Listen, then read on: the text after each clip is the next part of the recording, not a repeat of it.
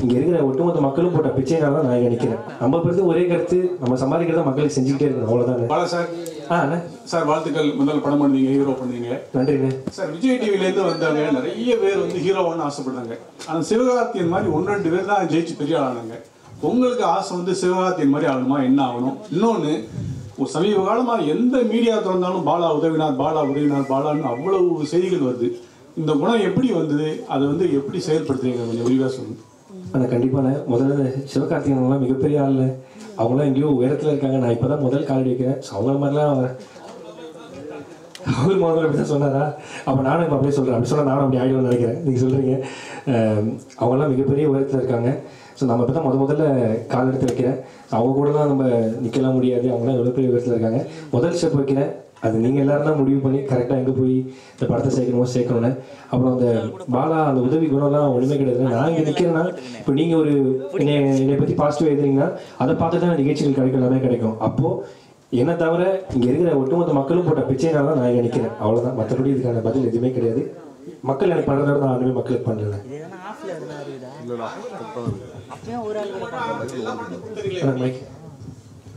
எல்லா பணத்தையும் நீங்களே கொடுத்துறீங்களா, தானம் பண்ணுறீங்களா, எப்படின்னு கேட்குறேன். ஆனால் இல்லைண்ணே, இப்போது நான் சம்பாதிக்கிறேன் வரேன்னா, நான் இந்த படம் எடுக்கணும்னா கூட மக்கள் தான் டிக்கெட் காசு கொடுத்து தேட்டரில் பார்க்குறாங்க. மக்கள் காசு தான் எனக்கு வருது. அவங்க இந்த பையனை நம்பி ஒரு யூடியூப்ல ஒரு வீடியோ வந்துன்னா அதை பார்க்குறாங்க. இல்லை வந்து ஒரு ஷோ வரும், வெளியே ஒரு ஓப்பனிங் போகிறோம்னா மக்கள் கொடுக்குற காசு தான். அவங்க கொடுக்குற காசை அவங்களுக்கு திருப்பி கொடுக்கறதுல ஒன்றுமே கிடையாதுண்ணே. ஏன்னா நாங்கள் நிற்கிறோம்னா மக்கள் தான், யார் நம்மளுக்கு நிற்கிறாங்களோ அவங்களுக்கு தான் நம்ம நிற்கணும், அவ்வளோதான் விஷயம். மக்கள் போட்ட பிச்சைனால நான் இங்கே நிற்கிறேன். மக்களுக்கு நான் செய்கிறது தான் ஒரு மேட்டரே கிடையாது. அவங்க பண்ண எனக்கு பண்ணதை விட அவ்வளோதான்.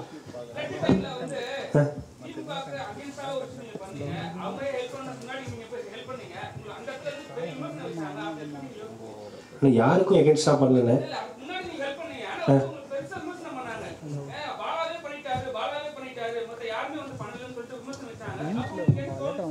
கரெக்ட். நீங்கள் சொல்கிறது என்ன, யாருக்கு எகென்ஸ்டாக பண்ணேன்? வறுமைக்கு எகென்ஸ்டாக தான் நான் பண்ணேன். வறுமை இருக்கக்கூடாதுங்கிற எகென்ஸ்டாக நான் பண்ணேன், மற்றபடி எதுவுமே பண்ணேன். நான் இப்போ இல்லைண்ணே, அமுதனுக்கே தெரியும். நான் ஆரம்பத்துலேருந்து 2500 3000 சம்பளம் வாங்குறதுலேருந்து அதில் ஒரு 1000 2000 நான் செலவு பண்ணுவேன்.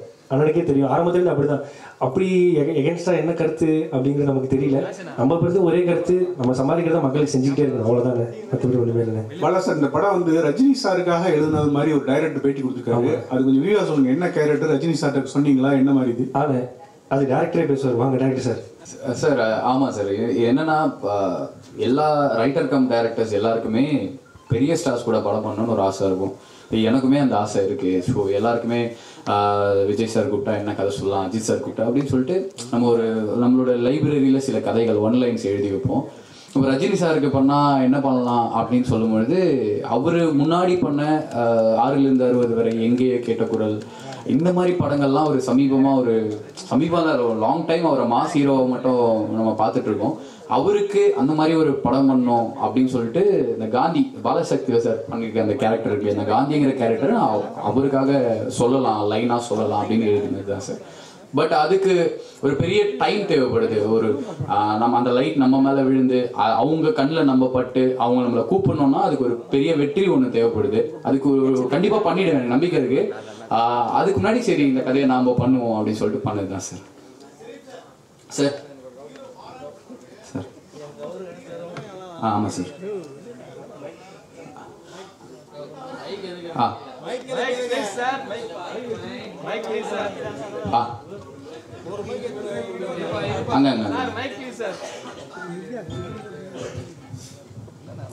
இந்த படத்தில் வந்து ஹீரோ பாலான்னு சொன்ன பிறகு 50 நடிகை பின் வாங்கிட்டாங்க. அந்த பின்வாங்கின நடிகை ஃபீல்டர் உள்ளவங்களா புதுமுகமா? ரெண்டாவது, சரி இவ்வளோ பேர் பின் வாங்கினாங்களே, நம்ம பாலாவும் மாற்றலாம்னு ஐடியா இருந்துச்சா? இல்லை சார், அது டெஃபினட்டாக இல்லை சார். நோனபிள் புதுமுகங்கள் அவங்களும் ரிஜெக்ட் பண்ணியிருக்காங்க, படம் பண்ணவங்களும் ரிஜெக்ட் பண்ணியிருக்காங்க சார். சார் அது வந்து நம்ம தப்பு சரின்னு சொல்ல முடியாது சார். பிகாஸ் எல்லாருமே எதுக்கு சார் ஓடுறோம்?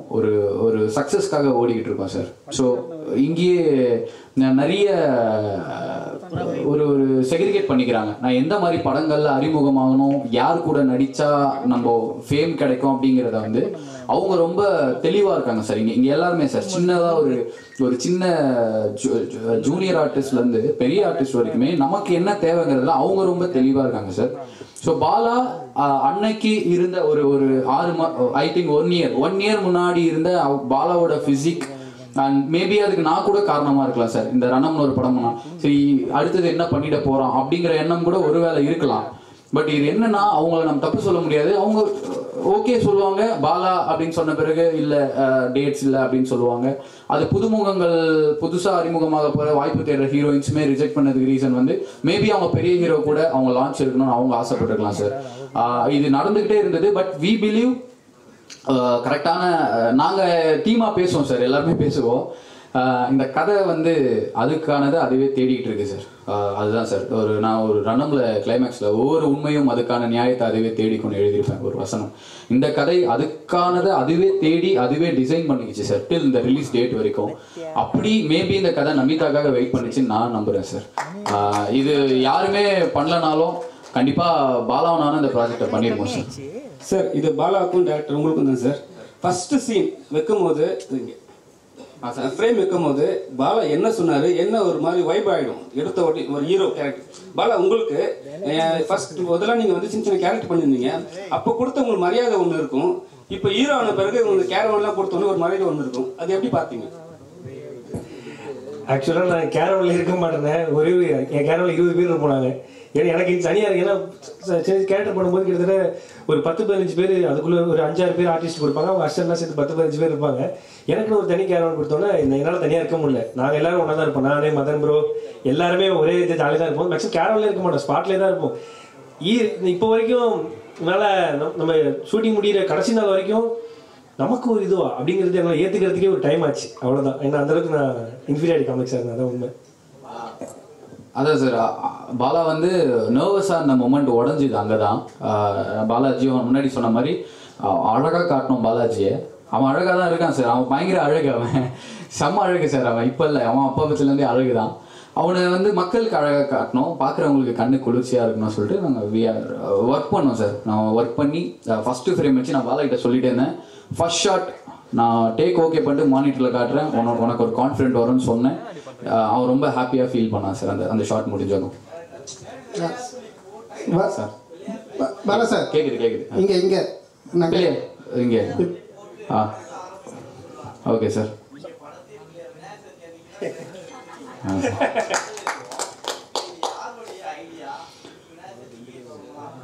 சார் இது ப்ரொடியூசர் சாரோட ஐடியா சார். ப்ரொடியூசர் சாரோட ஐடியா.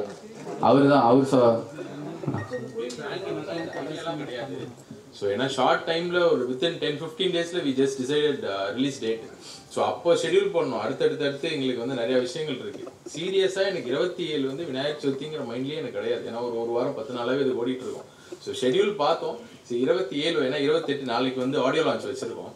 ஸோ ஆடியோ லான்ச் இருக்குது. சரி முன்னத்து நாள் 27 ப்ரெஸ் மீட் வச்சிடலான்னு சொல்லிட்டு ஜஸ்ட் லைக் தட் அப்படி டிசைட் பண்ணது தான். ஓகே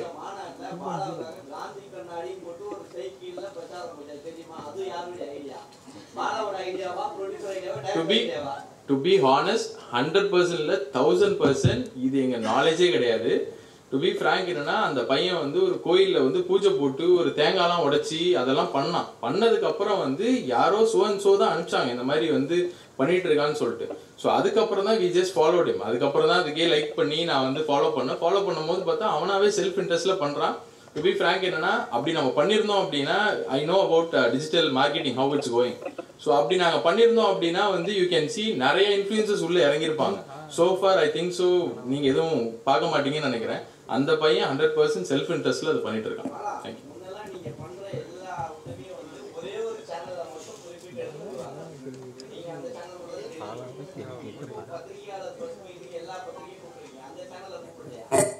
எந்த சேனல் சொல்றீங்கண்ணா? இல்லை நீங்கள் அப்படிதான் இருந்தாங்க. எல்லா சேனலும் நமக்கு ஈக்குவல் தான். நீங்கள் குறிப்பிட்ட எந்த சேனல்? எல்லா சேனலும் நேற்று 13 சேனல் கொடுத்தேண்ணே. இல்லை கொடுத்துருக்கேன்.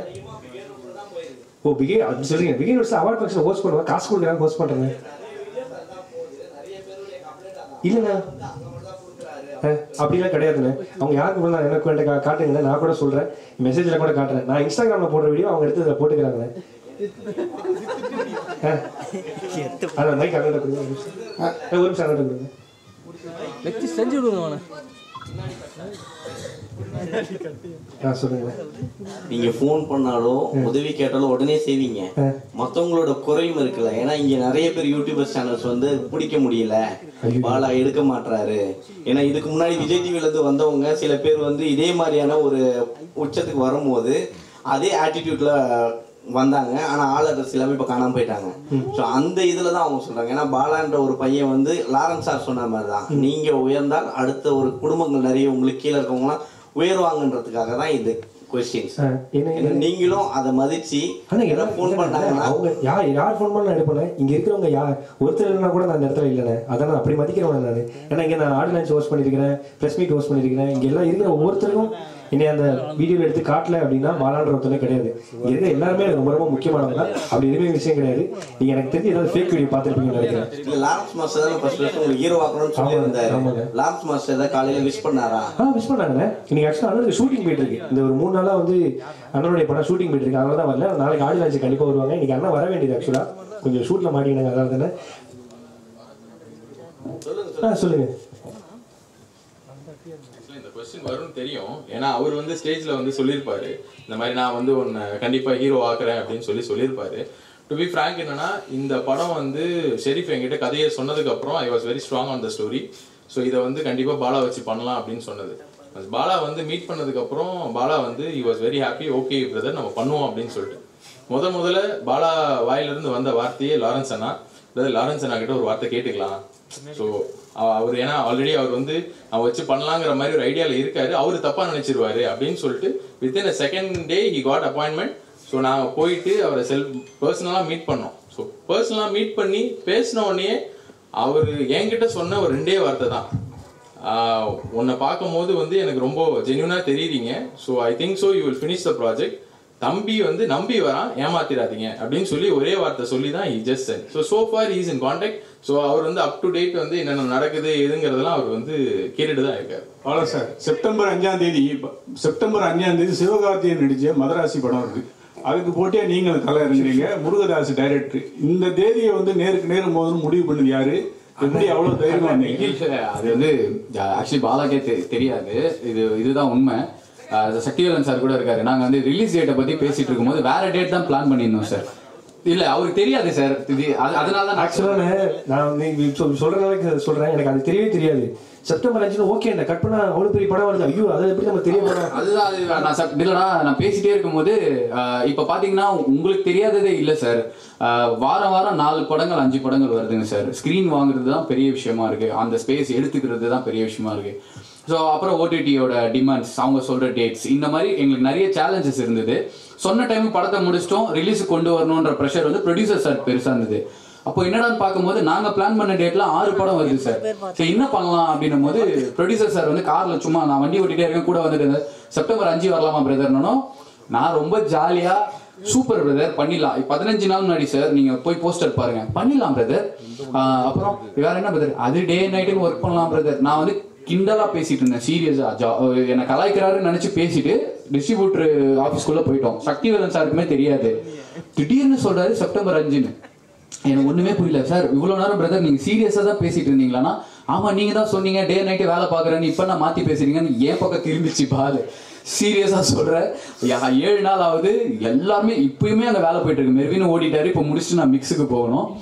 இவனுக்கு கால் பண்ணேன் நான், செப்டம்பர் 5 அண்ணன் இந்த வடிவேல் ஒரு சீன்ல சொல்லுவாரு, ஐயோ நீங்க அந்த டோன்ல பேசுறான் அண்ணா என்ன எப்படின்னா 5 சொல்லி, இல்லடா வராது, வி டோன்ட் ஹேவ் ஆப்ஷன், நம்ம இந்த டேட்ல வந்தாகணும். ஸோ அவரு மிகப்பெரிய ஹீரோ, அவரு படம் டிக்கெட் கிடைக்காம ஒரு 100 பேர் 10 பேர் இருப்பாங்கல்ல, அவங்க வந்து பாத்துருவாங்களான்ற நம்பிக்கையில இந்த படம் நாங்க இறங்குறோம். இதை சொல்லிதான் நான் சால்வ் பண்ணாங்க. இல்லைன்னா என்ன 5ஆம் தேதி எப்படின்னா, ஐயோ அண்ணன் முன்னாடியா, ஐயோ அண்ணா இவ்வளோ பெரிய அவங்க தேட்டர் எவ்வளோ பெரிய படம் வரும், அது மாதிரி எப்படின்னா நம்ம வந்து பாப்பாங்க கேட்கும்போது அப்போ சொன்னார், அந்த படம் டிக்கெட் ஃபுல்லானா ஒரு 10 பேர் டிக்கெட் கிடைக்கலையா, சரி அடுத்து என்ன படம் வருது அப்படி வருவாங்கடா அப்படின்னு சொல்லி தான் நான் ஆஃப் பண்ணேன். அண்ணா அண்ணே சிவான படம் கண்டிப்பாக ஜெயிச்சிருந்தேன். அண்ணன் வந்து வேற லெவலில் முதல்ல வரோம், எங்கள் படமும் ஜெயிக்கிறோண்ணே. அது போட்டிருக்காருல்ல சார், அதான் காந்தி. அவர் தான் காந்தி சார். அவர் போட்டிருக்க கண்ணாடி சார், அதான் கதை சார். அர்ச்சனா மேடம் 2 क्वेश्चन கேட்டலாம். அவன் அடுத்த ஈவென்ட் இருக்கறதால சொல்லுங்க கேளுங்க.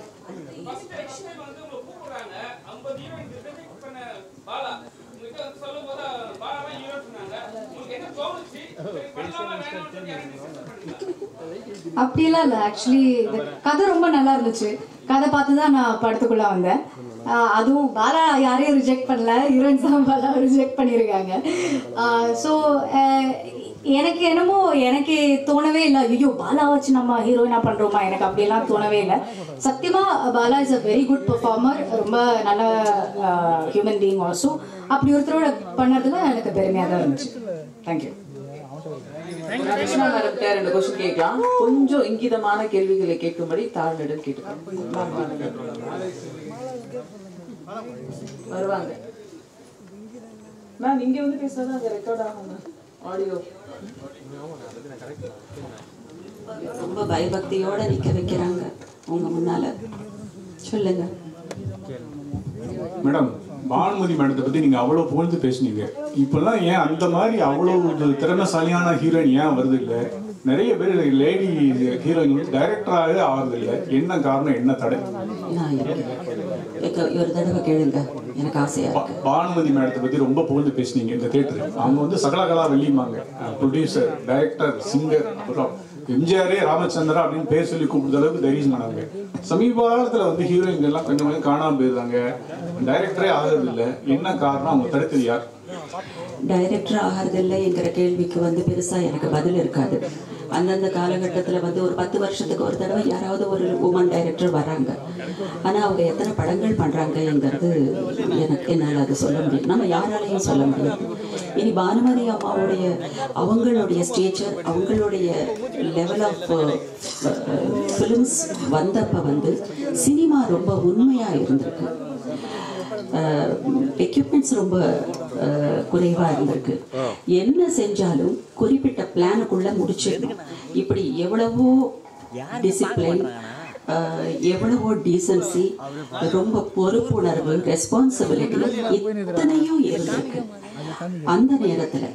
ஆனால் அதுக்கப்புறம் படங்கள் இல்லைன்னு சொல்ல முடியாது.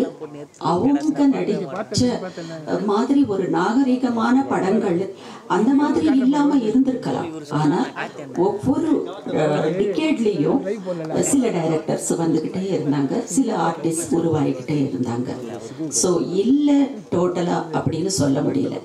இப்ப இந்த ஒரு 10-15 வருடங்களா தான் பெண்களை மையப்படுத்தி ரோல்ஸ் இல்லை. திரும்பவும் அது ஆரம்பிச்சா நல்லா இருக்கும். ஆனா இந்த நேரத்துல பானுமதி அம்மா டைம்ல இருந்த ஆர்டிஸ்ட் மாதிரியோ அந்த அம்மா மாதிரியோ திரும்பி இன்னொரு சைக்கிள் வரும்னா அந்த நம்பிக்கை இல்லை. அவங்களுக்கு அவங்களே குரல் கொடுப்பாங்க, அவங்களுக்கு அவங்களே பாடுவாங்க, சில நேரத்துல அவங்களே மியூசிக் டைரக்ஷன் பண்ணிப்பாங்க. அது இனி வரும்ங்கிற நம்பிக்கை எனக்கு இல்லை. மேடம், அந்த பரட்டை என்ற அழகு சுந்தரம் படத்துல தனுஷ்க்கு அம்மா நடிச்சீங்க. அவர் வந்து வளர்ந்து வருத காலத்துல வந்து நீங்க பண்ணீங்க. இந்த படத்துலயும் கிட்டத்தட்ட பாலாவுக்கு அம்மா மாதிரி பண்ணிருக்கீங்க. 2 பேருக்கு நடுவில் ஏதாவது ஒற்றுமைகள் ஏதாவது பாத்தீங்களா படப்பிடிப்புல? எந்த நடிகருக்கும் இவங்களுக்கும் அவங்களுக்கும் ஒரு ஒற்றுமை இருக்கு அப்படிங்கிற வார்த்தைக்கு இடமே இல்லை.